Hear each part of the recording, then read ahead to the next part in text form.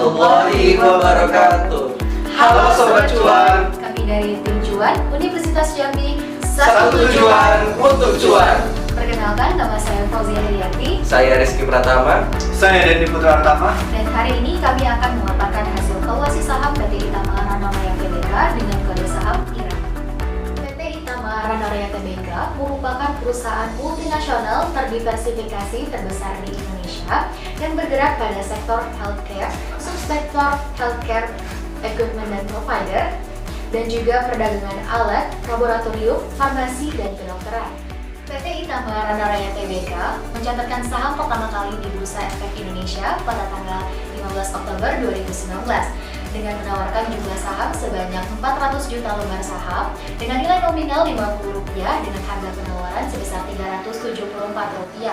Tim Cuan merekomendasikan sell pada perusahaan PT Itama Ranaraya Tbk dengan kode saham IRA yang didasarkan pada harga penutupan 1 Juli 2021 yaitu sebesar Rp2.090 dan nilai intrinsik saham sebesar Rp307 yang dihitung berdasarkan valuasi saham perusahaan dengan metode discounted cash flow serta dilakukan dengan beberapa analisis lainnya seperti analisis ekonomi lokal dan global, analisis industri dan persaingan usaha, analisis keuangan, analisis perusahaan, dan risiko investasi. Baik, selanjutnya adalah analisis ekonomi lokal dan global. Pada akhir bulan Desember tahun 2019, Indonesia dan dunia digemparkan oleh kasus pandemi COVID-19 yang memporak-porandakan perekonomian Indonesia dan dunia. Bahkan salah satu penelitian menyebutkan bahwa ekonomi dunia akan mencapai pada minus 1,1%.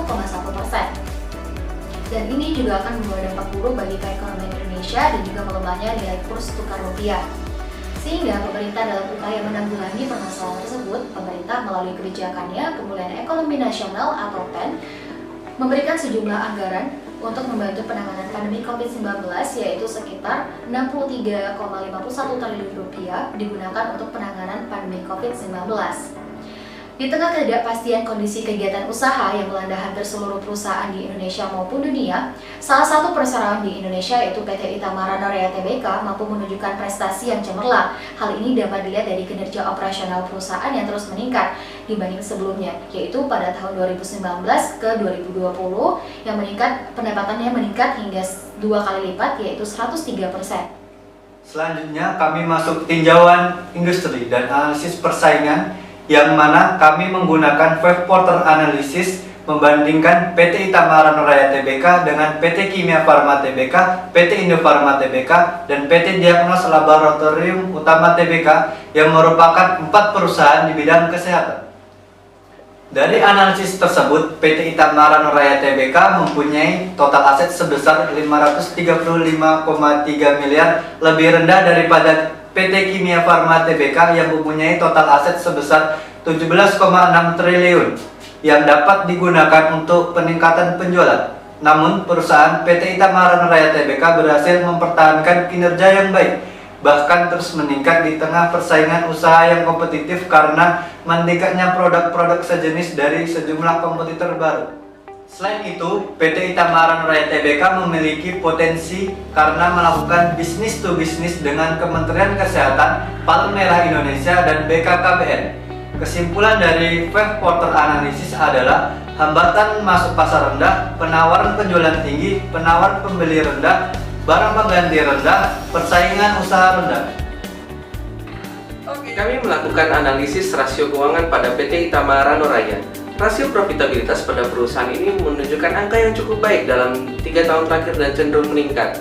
EBIT pada perusahaan ini menunjukkan angka yang cukup fantastis hingga 80,18% pada tahun 2020. Hal ini disebabkan karena terjadinya peningkatan yang signifikan terhadap produk diagnostik in vitro sebesar 183,37%.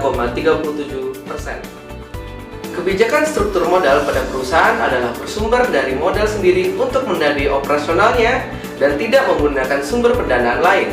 Terlihat rasio DER dan DAR memiliki angka yang cukup sehat walau di tahun 2020 DER perusahaan mengalami peningkatan mencapai 120,88%. Namun demikian, kenaikan DER ini hanya disebabkan karena peningkatan liabilitas jangka pendek.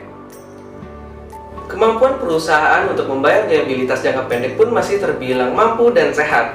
Hal ini bisa dilihat dengan rasio likuiditas yang rata-rata di atas 1,1 kali. Price earning ratio pun menunjukkan hasil yang positif karena adanya peningkatan laba bersih bagi perusahaan sebesar 82,17%.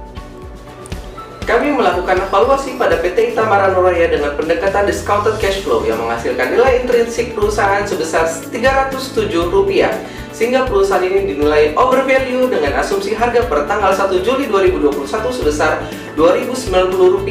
Beta perusahaan sebesar 1,5 yang mengindikasikan bahwa perusahaan memiliki volatilitas harga saham yang fluktuatif dan cukup beresiko. Perusahaan berkomitmen menerapkan good corporate governance dalam menjalankan bisnisnya.